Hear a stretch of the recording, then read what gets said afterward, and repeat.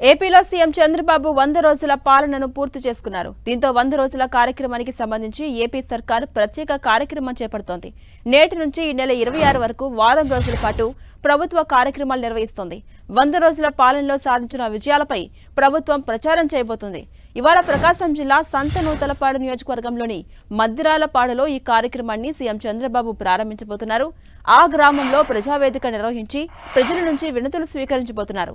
గ్రామాల్లో కొన్ని నివాసాలకు వెళ్లి ప్రజల నుంచి సీఎం చంద్రబాబు అభిప్రాయాలు తెలుసుకోబోతున్నారు. ఇది మంచి కార్యక్రమమని, ఇందులో ప్రజా ప్రతినిధులు, ప్రభుత్వ ఉద్యోగులు పాల్గొనాలని సర్కార్ ఆదేశించింది.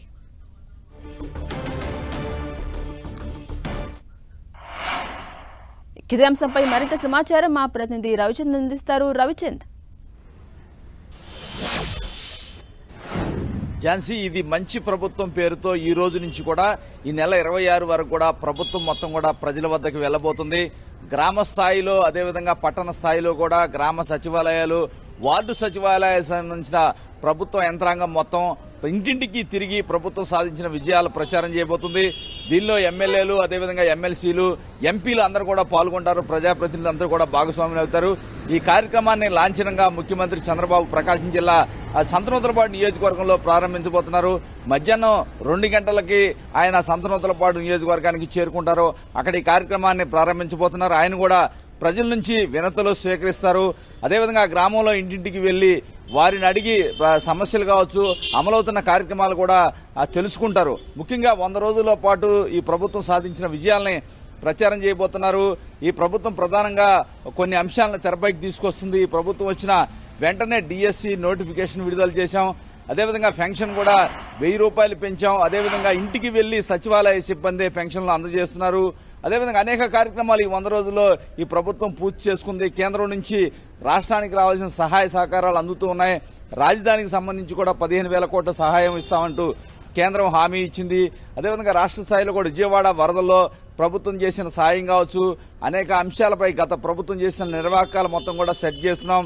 అనేక అంశాలు ప్రభుత్వం ముందుకు వచ్చిన ప్రతి అంశాన్ని గత ప్రభుత్వం తీసివేసిన కార్యక్రమాలన్నీ కూడా పునరుద్ధరిస్తున్నాం అంటున్నారు. ముఖ్యంగా అన్నా క్యాంటీన్ల గురించి ప్రధానంగా ప్రచారం చేస్తుంది.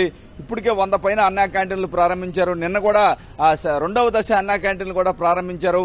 మొత్తం కూడా 203 అన్నా క్యాంటీన్ ప్రారంభిస్తూ ఉన్నారు. ఈ విధంగా రాష్ట్ర వ్యాప్తంగా కూడా అభివృద్ధి కార్యక్రమాలు అయితే శ్రీకారం చుట్టబోతున్నాం. రాష్ట్ర అభివృద్ధిలో ముందుకు పోతూ ఉంది. కేంద్రం కూడా ఇతోధిక సహకారాలు అందిస్తుంది.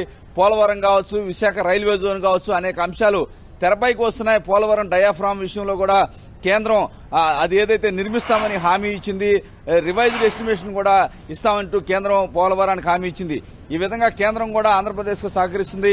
ఈ 100 రోజుల్లోనే ఇన్ని సాధించామంటే రానున్న రోజుల్లో ఎన్ని సాధిస్తామో చూడన్నట్టు కూడా ఈ ప్రభుత్వం, ఎన్డీఏ ప్రభుత్వం అయితే చెప్తుంది. ఇప్పటికే ఎమ్మెల్యేలకి మొన్న ఎన్డీఏ శాసనసభ పక్ష సమావేశం కూడా నిర్వహించారు. ఎమ్మెల్యేలంతా కూడా ఇది మంచి ప్రభుత్వం కార్యక్రమంలో పాల్గొని ప్రజలకి తమ ప్రభుత్వం చేసిన విజయాలను వివరించాలని కూడా చంద్రబాబు ఆదేశాలు జారీ చేశారు. ఈ కార్యక్రమాన్ని చంద్రబాబు ప్రకాశం జిల్లా సంతనూతలపాడు నియోజకవర్గంలో ప్రారంభించబోతున్నారు. థాంక్యూ రవిచంద్.